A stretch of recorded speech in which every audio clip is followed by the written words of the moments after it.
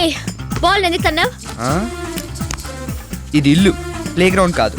ఇంట్లో క్యాప్ ఎందుకు వేసుకున్నావు? అది నా ఇష్టం. ఇది నా ఇష్టం. ఒరే ఏంటి రాధా, ఇష్టం? కృష్ణ మీరు నాతో రండి. ఎక్కడికే? బా రండి చెప్తాను. చెప్పమ్మా. పదరా పదవే. ఎక్కడికో చెప్పమంటే రా చెప్తాను. ఎందుకు చెప్పొచ్చు కదా. అన్నిటికీ తొందర రా నీకు. పద చెప్తాను. రా కూర్చో. నువ్వు కూడా కూర్చోవే.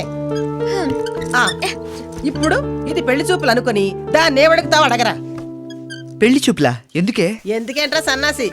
ఆడు సిగ్గుపడుతున్నాడు కానీ ఏవే నువ్వే ఏదైనా ప్రశ్న అడుగు వాడిని. ఏంటి అడిగేది? వీడిని చేసుకోవడమే పెద్ద ప్రశ్న. అంటే చేసుకోవా? వీడిని చేసుకుంటే నా పుట్టినరోజు నాడు నేను వెళ్ళి ఈయన కాళ్ళకి నమస్కారం చేయటం, వీరు భర్త లెవెల్లో నన్ను ఆశీర్వదించటం, ఈయన గారు వస్తే నేను కుర్చీలోంచి లేచి రెస్పెక్ట్ ఇవ్వడం.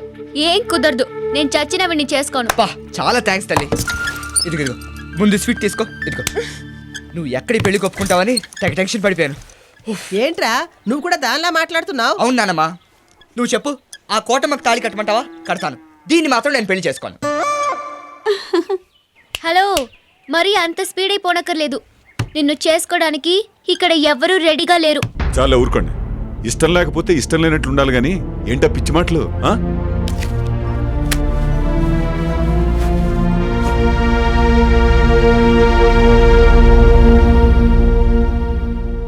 భగవంతుడా, ఆ పిల్లలిద్దరికీ ముడేస్తే బాగుంటుందని ఎంతో ఆశపడ్డాను.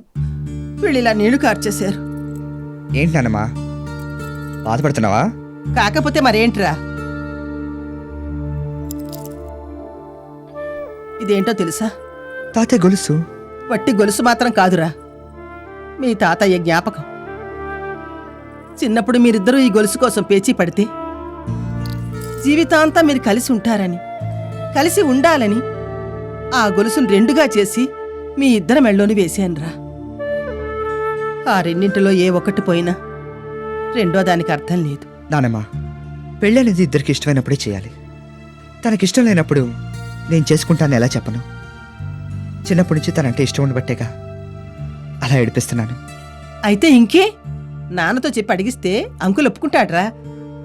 అదే తప్పు. ఒప్పుకోవాల్సింది చేసుకోవాల్సింది కృష్ణ. సీతమ్మగారు అడగగానే మన కృష్ణ పెళ్ళొద్దనేసింది. మీరన్నా ఓ మాట చెప్పుండాల్సింది. ఏమని?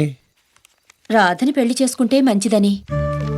పైగా అన్నయ్య గారికి కృష్ణ అంటే చాలా ఇష్టం.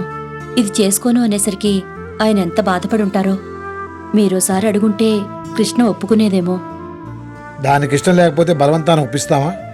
రేపు పెళ్ళాక వాళ్ళ మధ్య ఏదైనా గొడవ వస్తే చెడిపోయేది వాళ్ళ కాపురమే కాదు, మా స్నేహం కూడా. అయినా ఎవరికి ఎలా రాసి పెట్టుంటే అలా జరుగుతుంది. దాని గురించి ఊరికి ఆలోచించి మనసు పాడు చేసుకో.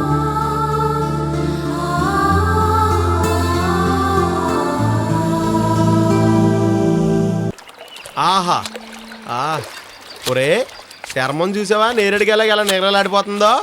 ఎర్రగా తీస్తున్నావురా. ఇంత ముందు ఏం చేసేవాడు ఏంటి? చెరువులో గేదెలు తోమేవాడండి.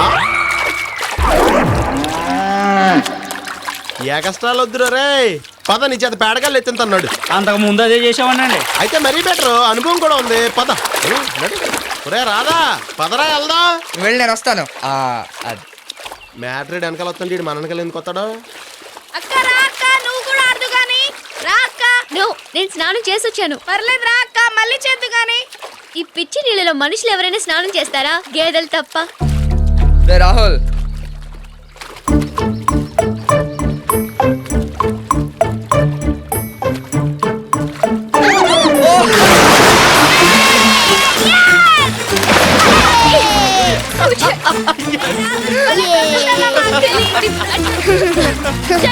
సరే రండి, స్విమ్ చేద్దాం. అమ్మో, మేము ఇంతకంటే లోపల రాము. మేము ఇక్కడే స్విమ్ చేస్తాం. ఏయ్, అలా చేయకు.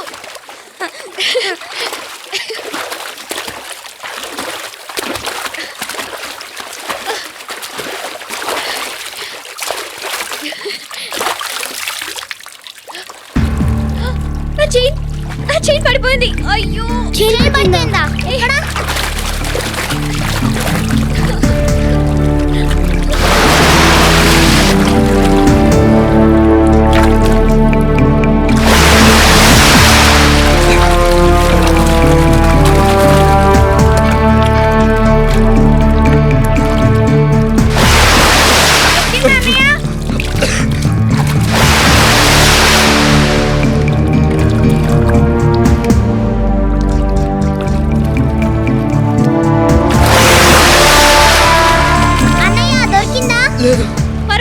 రాధా వద్దు, వదిలేసేయ్.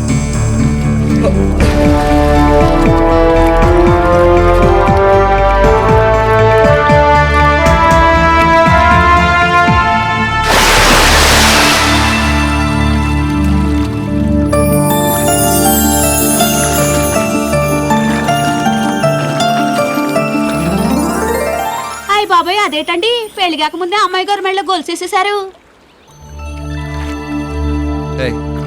ఇది ఉట్టి గొలుసు కాదు, తాతయ్య జ్ఞాపకం. ఇది నీ మెళ్ళో లేకపోతే దీనికి అర్థం లేదు.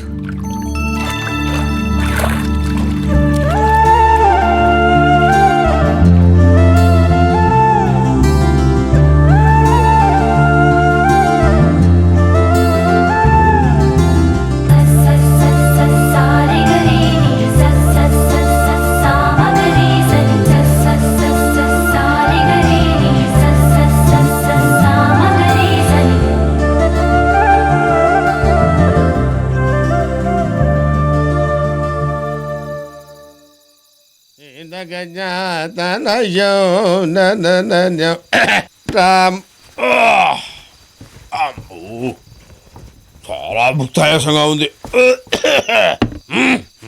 ఏంటి గురుగారు, కడుపు ఏమన్నా బిర్రుగా ఉందా? అవునరా, ధ్వజస్తంభ స్థాపన సందర్భంగా ఆ. నవపప్పు ధాన్యాలు దట్టించి నేతిలో రంగరించి 3 వాయిలు లాగించారు. కొంచెం ఇబ్బందిగానే ఉందో. నవపప్పు ధాన్యాలేంటి గురుగారు, ఉన్నవి 2 కందిపప్పు మినపప్పేగా. ఒరేయ్ వెధవా, నవపప్పు ధాన్యాలు తెలియకుండా బ్రాహ్మణ పుట్టకెలా పుట్టావురా? నవపప్పు ధాన్యాలు చెప్తాను, నోట్ చేసుకో. చెప్పండి.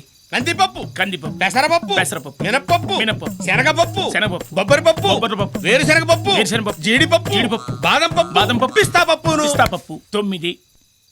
ఆ 10వ పప్పును కూడా మీరు తినుంటే గుళ్ళో ప్రధాన పూజారి పదవి నాకు వచ్చుండేది. 10వ పప్పు. ఆ, అది నేను తినుంటే ప్రధాన పూజారి పదం నీకొచ్చుండేదా? ఆ. ఏమిట్రా పప్పు? గన్నేరు పప్పు. చావాలనుకుంటున్నావురా? చంపేస్తాను. జనం వచ్చారా లేదా చూడు. అలాగే. వెళ్ళు. అబ్బా, గురుగారు, ఆ, జనం చాలా మంది వచ్చారండి. చాలా సంతోషం. ఆ. ఆ దండలా తీసురా. ఆ.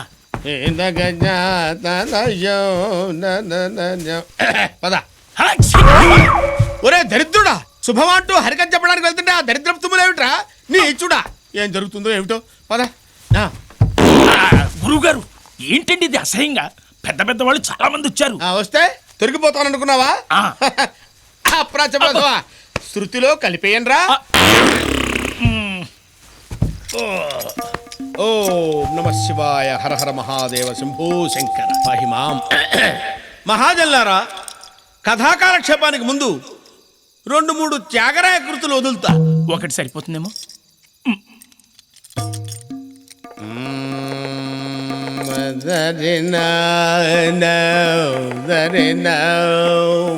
ఆహా,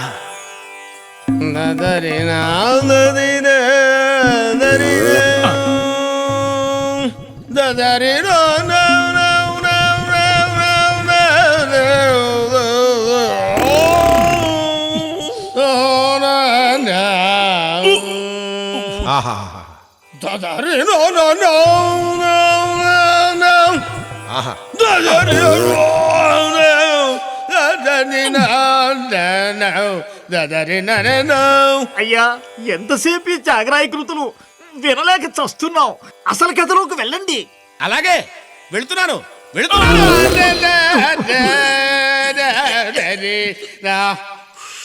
అమ్మయ్యా. ఏమయ్య హనుమత్ శాస్త్రి, గురూజీ, చాలా ప్రశాంతంగా ఉంది. ఇక కథలోకి వెళ్తా. ఈ సంపత్ శాస్త్రికి గుడి సరిపోట్లేదురా బాబు, ఈదులెక్కి మరి స్టేజ్ మీద జనాలు కుమ్మేస్తున్నాడు.